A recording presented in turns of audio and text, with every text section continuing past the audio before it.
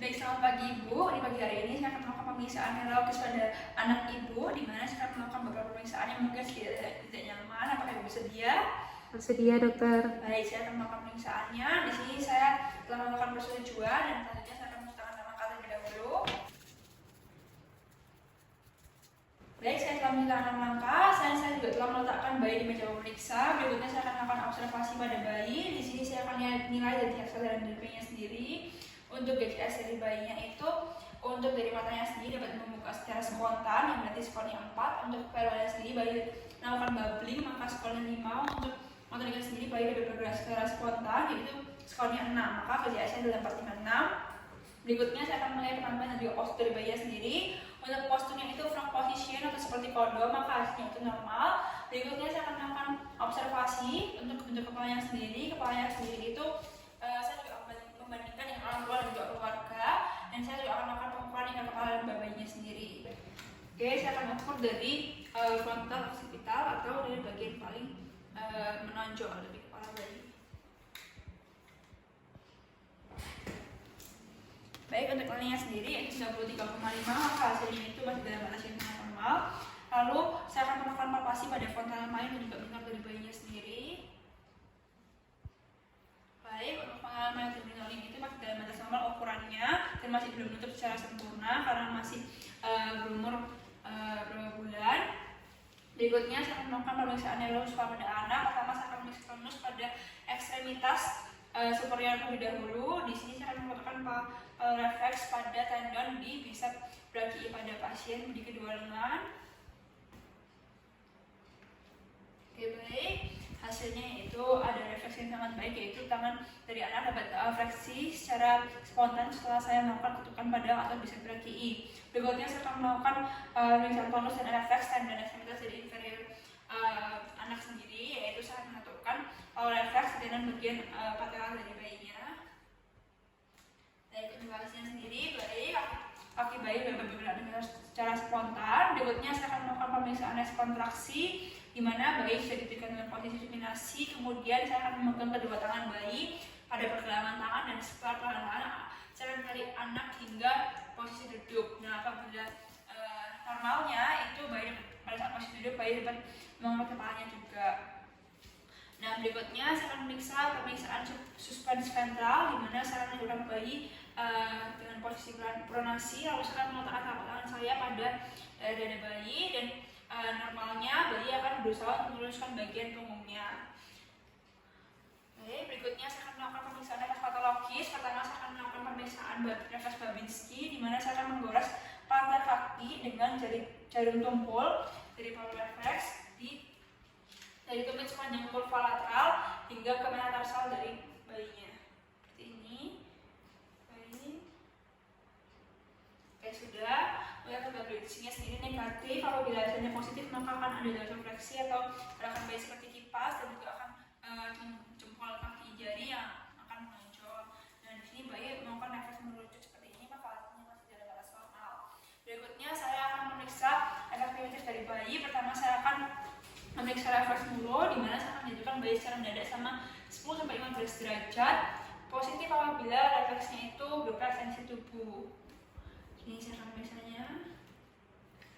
Oke, baik. Untuk hasilnya sendiri itu positif, di mana dapat abduksi ekstensi lengan dan tangan terbuka, diikuti dengan fleksi dan juga abduksi lengan, gerakan tungkai. Berikutnya saya akan memeriksa refleks isap dari bayi sendiri. Di sini saya akan mengusap bibir dari bayinya sendiri. Di sini bayi normalnya dapat melakukan refleks mencucu, dan juga saya juga akan berusaha untuk menggerakkan perutnya ke arah tangan saya. Berikutnya saya akan memeriksa refleks tonik leher dari bayinya sendiri. Di sini saya akan menggerakkan kepala bayi yang berbaring terlentang secara tepat satu sisi, kemudian seperti ini. Nanti tangannya akan berusaha untuk tangan yang sisi sama yang saya putar akan berusaha untuk melakukan ekstensi, dan juga tangan tungkainya. Lalu yang sisi berlawan akan berusaha untuk melakukan fleksi. Saya melakukan pada sisi satunya seperti ini. Baik. Nah, berikutnya refleks withdrawal. Saya akan merangsang kaki bayi dengan jarum tumpul. Lalu akan menjadi fleksi tungkai yang saya rangsang, diikuti dengan ekstensi dari tungkai lateral. Seperti ini. Ini baik. Untuk hasilnya sendiri normalnya akan jadi fleksi.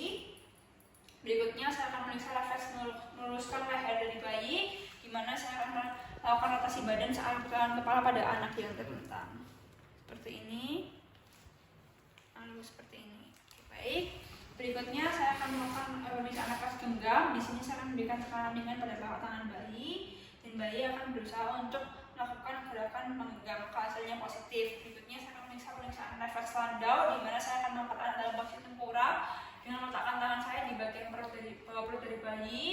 Di sini saya akan memfleksikan kepala dari bayi seperti ini. Normalnya apabila setelah kembali ke kepalanya, maka akan jadi badan panggul dan juga jadi fleksi badan dan juga panggul. Sudah, berikutnya saya akan melakukan refleks parasut, di mana saya akan mendorong bayi pada posisi tengkurap dan saya akan mendadak menjatuhkan serupa akan terjun dalam jarak yang pendek seperti ini. Oke, normalnya bayi akan berusaha untuk meluruskan kedua tangannya dan juga mengembangkan seluruh jarinya. Berikutnya saya akan memeriksa refleks mata pada bayi. Di sini saya akan menegakkan bayi dengan badannya sedikit condong ke depan seperti ini, dan bayi akan berusaha untuk menampakkan kakinya seperti ini. Baik, sudah selesai. Berikutnya saya akan melanjutkan dengan pemeriksaan refleks bendingnya. Pertama saya akan memeriksa kalkul dari bayi terlebih dahulu. Di sini saya akan sekalian memeriksa Brudzinski satu dari pasien juga. Di sini saya meletakkan tangan saya pada bawah kepala pasien dan saya akan meletakkan tangan saya di bagian dada dari pasien, lalu saya akan memproses kepala hingga dagunya dapat menyentuh dada. Baik, seperti ini tidak dapat ada tanda tahanan maupun tidak ada refleks fleksi dari kakinya dari pasien, maka hasilnya produknya negatif dan juga Brudzinski juga negatif.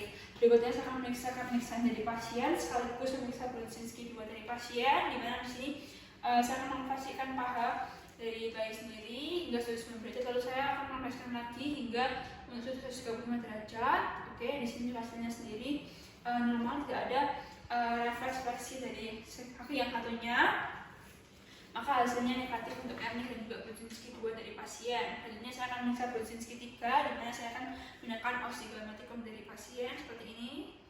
Nah, kalau misalnya hasilnya positif, akan jadi fleksi involuntar di ekstremitas superior pada bayi, tapi di sini tidak ada, maka hasilnya negatif. Dan Brudzinski 4-nya sendiri, saya akan menekan simbiosis atau oskopis dari pasien seperti ini. Baik, apabila positif, maka akan jadi fleksi involuntar ekstremitas inferior pada bayi, tapi di sini tidak ada, maka hasilnya negatif. Baik, untuk pemeriksaan neurologis pada anak sudah selesai.